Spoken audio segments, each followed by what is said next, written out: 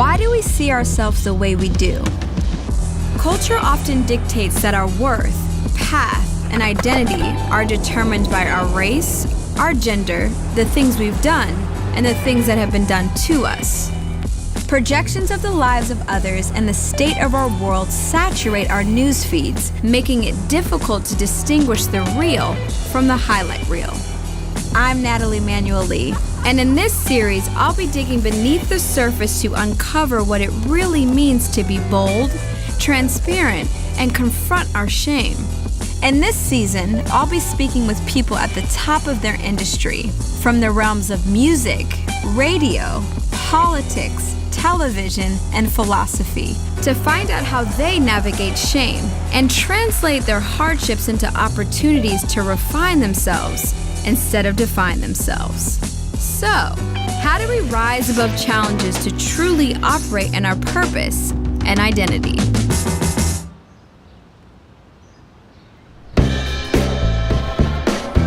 Perspective is everything. How we view ourselves, others, and the world we live in completely alters both our actions and our experience of life. How is a solid and seasoned perspective formed? What dictates how we see ourselves and others, and in turn, how we navigate this life? And what understandings can help us to mitigate shame, to operate in confidence and kindness? In this episode, I took time out with pastor, author, and influential figure, Dr. A.R. Bernard. Founding the largest church in New York City, Dr. Bernard also served as a political advisor to Mayor Michael Bloomberg, and later on the Presidential Evangelical Advisory Board, from which he famously resigned. Currently, he facilitates and participates in important social discussions across news platforms, online, talk shows, and live appearances. He is also the author of 4 books and pioneers charitable work and community building. I was eager to catch him while we were both in LA to get greater insight into the perspective he's gained over his journey. What A.R. Bernard has is longevity. I would love to hear his insight on, us as a nation, and does he really think we're going to be okay? Are we in an identity crisis as a nation? I want to hear his thoughts on how to break the pattern of shame. What's his thought process, his pragmatic tools behind that? I'm just ready to sit down and learn and listen. You were very involved in social activism. What inspired you? Well, I grew up in the 60s and early 70s. That decade of the 60s had every revolution imaginable happening here in the United States. Political, spiritual, civil rights, music. For me, being mulatto, a mixture of white and black parentage, growing up without a father, and also being part of the desegregation of white schools by busing children of color out to these schools. I was part of that.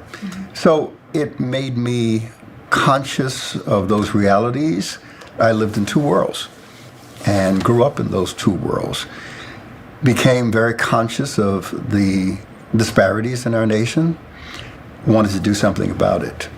So we started organizing high schools in New York City to bring African American studies into the school system. We called it organizing, they called it protesting and riot, but we didn't see it that way. And that's where it really began. Looking for strength, order, identity, I got involved in martial arts, which also led me to get involved in the Nation of Islam, the Black Muslim movement, from 1970 to 1975. And that's where I experienced strength, surrogate fathering, order, discipline, identity, but I didn't find God. That was a missing element. In 1974, I got a secretary, because I was in banking, who began to talk to me about Jesus in a different way. I understood Jesus as a historical figure and embraced him as one of the prophets, but not as God. At the end of the year, she invited me to a meeting where a guy named Nicky Cruz, who was a former leader of the Mau Mau gangs, and he was sharing his story. So I went, my wife and I, and something deep and profound took place in my heart. So that took me away from all of the images of Jesus that I had seen in movies and paintings and pictures, and it took me to Scripture. And that began the journey and the relationship. You said in an interview, which I thought was so intriguing, that you love the theology, but you also love the social ethic. We're all stamped by the image of God. Can you expound on that? For me, Christianity was the religion of the oppressor. So how can that now be my liberation?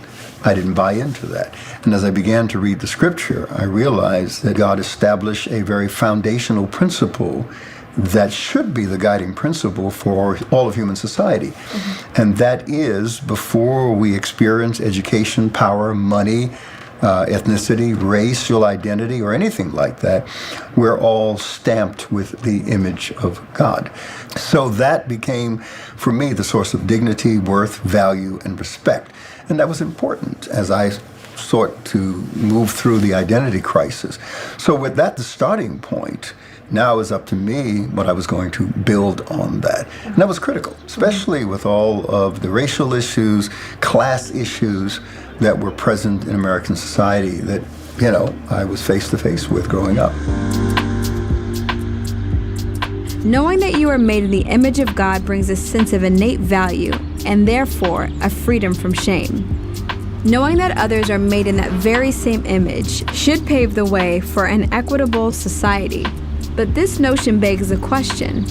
If our identity and worth are not dependent on our actions, then what guides our behavior in the right direction? You often talk about the innate value that we all have from God and the unconditional love that He has towards us. How do we not allow that to license us to do whatever we want? The greatest threat to freedom is freedom. Freedom needs boundaries in order to stay free. If you're in debt, under a load of financial problems, you create a plan, you dig your way out of it, and once you're out, you declare your freedom. But you also build into your life and management certain boundaries to protect you so that you don't go back into that bondage. So people misunderstand freedom when they think freedom means you can do whatever you want, whenever you want. That's not true. There are rules, there are boundaries to protect that freedom, to keep you free, to sustain that freedom. Do you think we live like this because we know of His sovereignty, because we know of His grace, because we know of His mercy? No, not because we know it, because we take advantage of it. And we should never frustrate God's grace in our life. It's a gift. It would be to be appreciated. I mean, if you're in a relationship with a person because they are gracious to you, you don't take advantage of them, their kindness, see it as weakness and exploit them, because then you diminish the value of the relationship. You break trust. And all relationships are based on trust. Trust makes love possible. And that's why you have to have certain core values in your own life so that you can trust yourself.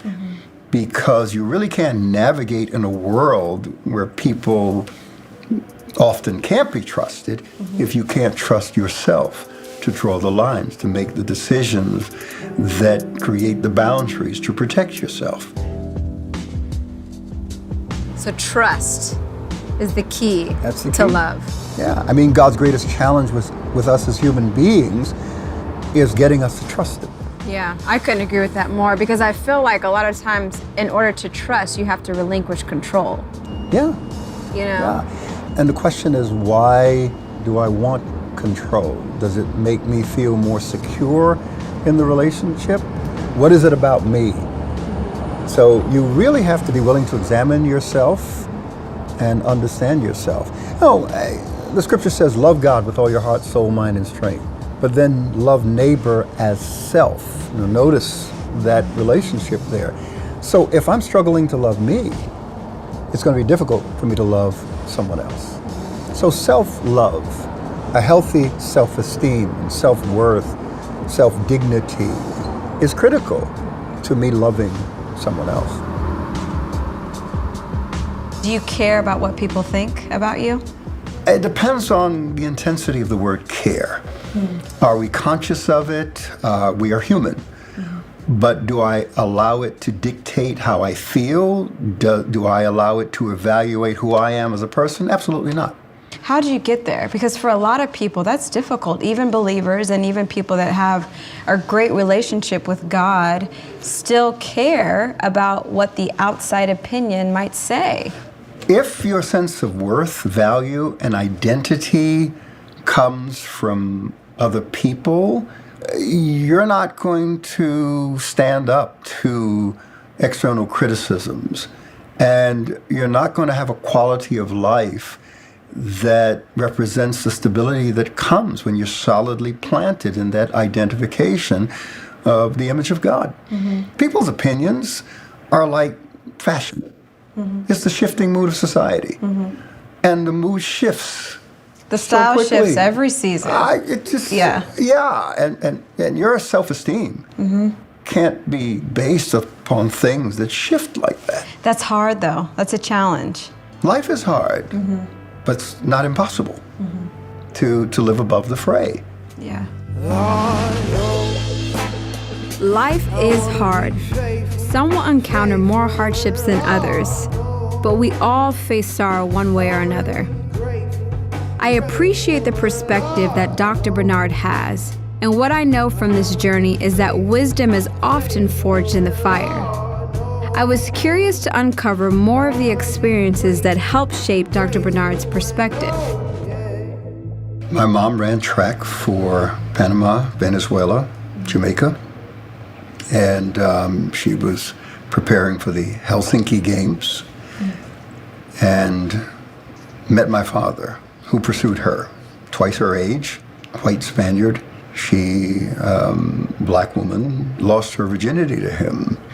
It was a one-night affair, and she became pregnant with me. The day I was born, she brought me out of the hospital, took me to his restaurant, because he was a restaurateur, and he said, I don't want anything to do with you or the baby.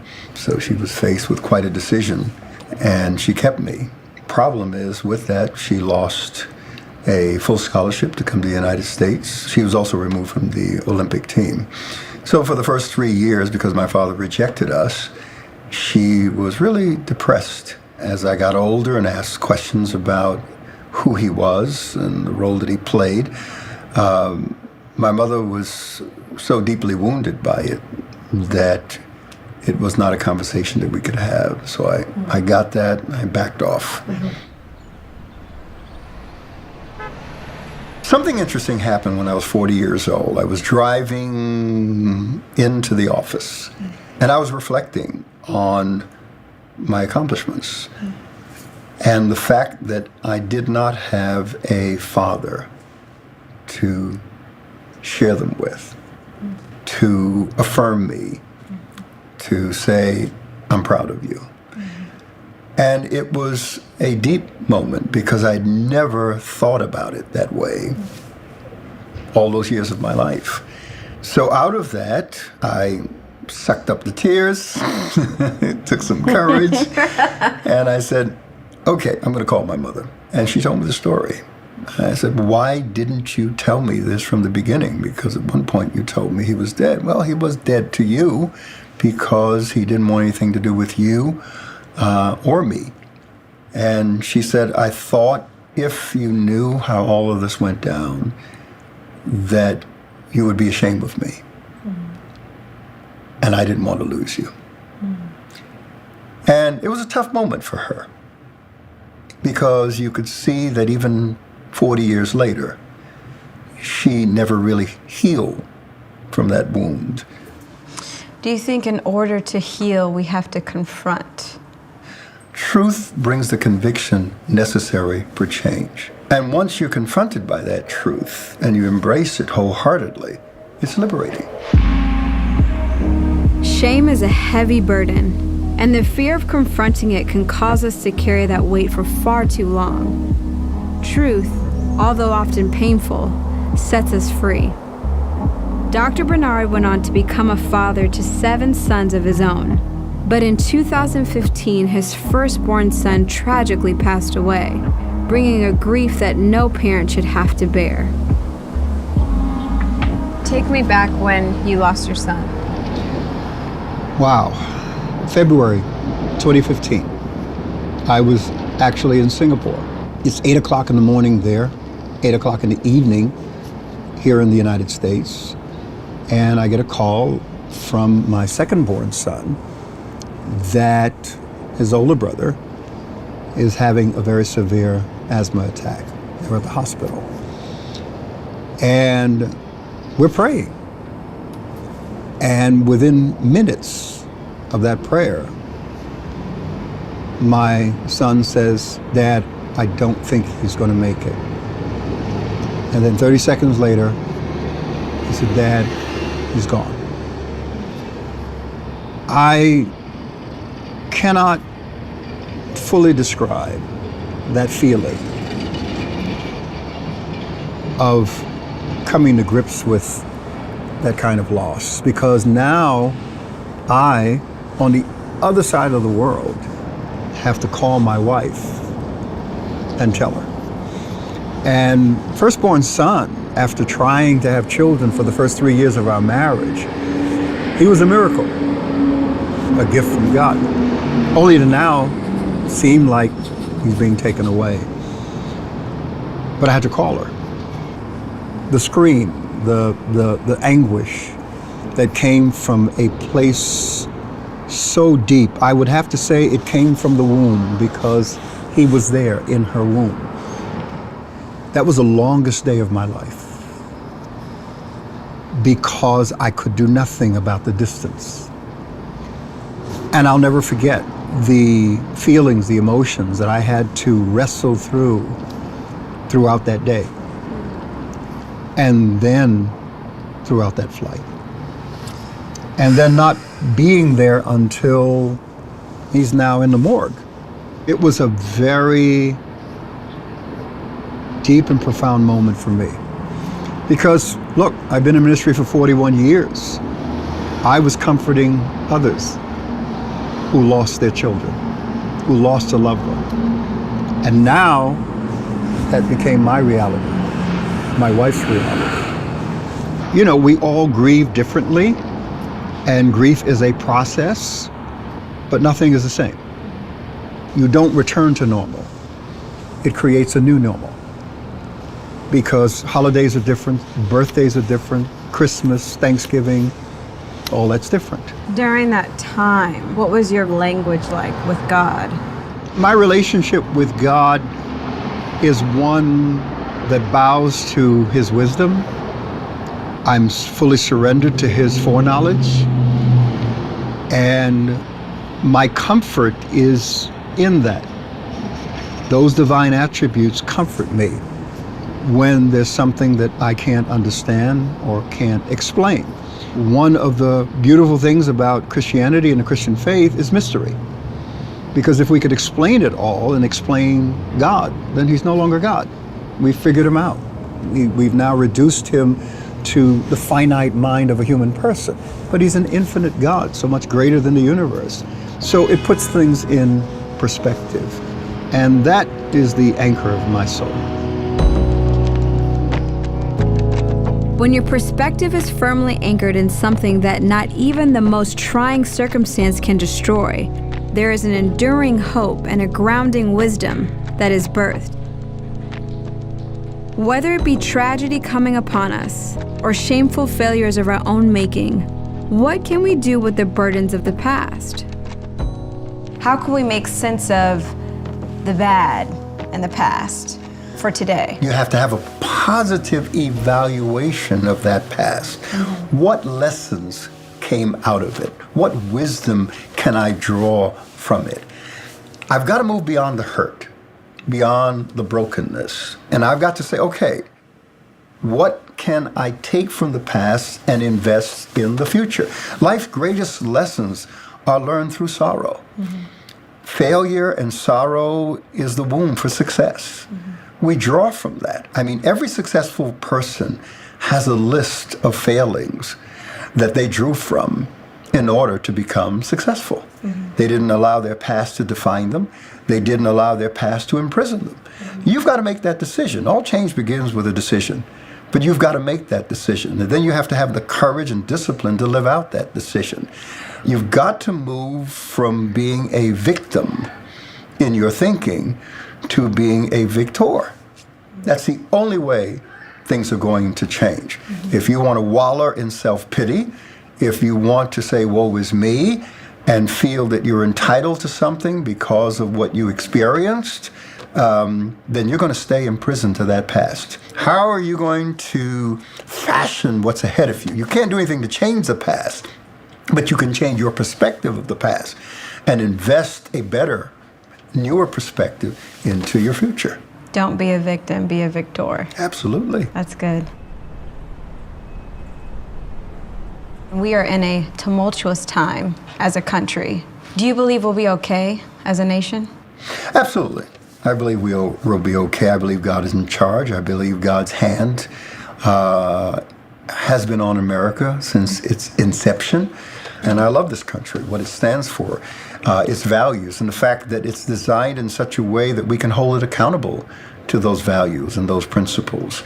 I think that's what makes it special. And I think that we're at a place now where we're being forced to clearly define our national identity. The beauty of America is that we can have differing opinions, which sharpen our judgment, which force us to be critical thinkers. And I think we should be when we're going to determine who's going to be in power and how that's going to shape and fashion our future and our quality of life. Culture is man's attempt to organize his society and to determine the best ways to live in it. People have different ideas. It's interesting. We are religious by nature because we have this sense of self-transcendence, that there is something greater than who we are. We have a moral compass built into each of us called conscience. We're also political because we have an opinion. And the moment you have an opinion, you're political, because not only do you have that opinion, you want others to share that opinion with you. That's interesting. So you feel like because we have an opinion, we're political? Absolutely. The moment you have an opinion, right, you don't want to be alone with that opinion, so you try to find others who agree with you. You become a group or a political party or a special interest group, and it manifests in many different ways within the society. The interesting thing is we're both religious and political, and those are two things that we're told not to talk about because we'll argue. Don't bring politics, don't talk religion. But that's how we are by design. We live in a world where we are information rich and wisdom poor. Access to information instantly doesn't make you wise. We have devices that are now shaping how we think about God, what it means to be human, and how to live in this world. When I was a Muslim, we ate Christians for breakfast because most Christians didn't know what they believed. Why do you think we're lacking that? We have a generation, even two generations, of individuals who are questioning institutions and traditions. We're challenging them because we see all of the issues that we're still wrestling with in our society. And we're saying, okay, these institutions, these traditions have been here, and they seem to not work. They're not making a difference. So we challenge them, we question them, and look for something new. But we don't know what that new is. You know, millennials are making this distinction now, saying, you know, I'm spiritual, not religious. Well, what does that mean? Right. What they're saying is, I still hunger for meaning, for purpose, for understanding of my role in life. And they believe that the answer is transcendent, but they're rejecting the established traditions that they feel have not done what they should have done. And how do we speak up to that truth that we believe and not shame them because of what we believe? We don't make Christianity acceptable, we make it available. And I think that it's about living the Christian difference in a way that people look at us and say, wow, I like how you deal with life. I like your self-confidence. I like how founded you are in a set of principles that guide you. We can avoid shaming others by letting go of the frustration that often comes with expressing our differences. It's not always about convincing others, but mutual respect, living truth in a way that shines for all to see. But we can't always stop others, or even sometimes ourselves, from putting shame on us. So how do we get out of the shame cycle when we are the target? I would love to read this quote. You said, "If you don't break the pattern, you can't break that problem. And in order to break the problem, you have to have courage." How do we break the shame pattern if we don't have courage? You've got to refuse to allow yourself to be defined by your mistakes. You've got to refuse that. We have to have that kind of courage to know that when we accept responsibility for something that we think we failed in or did wrong or fell short in, that there are going to be people who don't accept that and want to continue to use that against us. But you've got to be strong enough as a person, if you're going to navigate this world, to accept that and say, okay, people are entitled to their opinions, but in terms of me individually, I'm good. I feel good about what I did. I'm strong. I'm now going to move forward. So do you believe that it's confidence that will help us to mitigate or get away from the shame? It takes courage. The courage to live out your convictions. Moral courage to stand even when you may be by yourself when you're standing. Yeah. That's good. What do you think about public shaming? We feel shame because of conscience. That's a mechanism that's built into us. But when we use it as a weapon to either push our agenda or ideology or to attack someone or to elevate ourselves at the expense of making someone else look bad, I think that's a problem. People refer to you as the kingmaker, the spiritual power broker. What are you most proud of yourself for? I'm proud that my wife can sit on the front row on Sunday morning, hear me preach, and genuinely say, amen. Because she knows the man, and she can still respect the man and love the man. That's the best thing I ever heard. Thank you. Thank you, Pastor. Thank you. Sorry.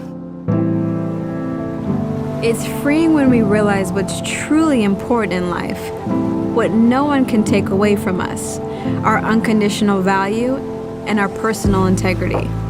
These are the things that we can cling to. With this as a part of our foundation, we can rise to our personal calling. I wonder what Dr. Bernard would say about how to move forward in our purpose. You have to sit down and think about what's most important to you. What do you stand for? What are you willing to pay the price for? What are you willing to die for? And then allow those core values to begin to influence the way you think and the way you feel about yourself. Because it's amazing how we are designed to stand for something. And when we know clearly and can clearly articulate what we stand for, it begins to strengthen who we are as a person, how we look at ourselves and how we interact with other people. Because whatever you do, whether it's ministry, business, relationship, it all flows out of your core values. So for me, my core values are simple: faith, family, education, and community. And those guide my thinking. You've got to have those core values as non-negotiable, unchangeable, and they should become stronger when they're put under pressure. That's good. They should become stronger. Absolutely. I'm encouraged. I think he kind of confirmed that as a nation, we're still figuring it out. For me, it just not only confirms that we got to keep going, but it just lends a little bit more hope. It was just interesting. He was saying how we combat shame was really just knowing who God's said that you are.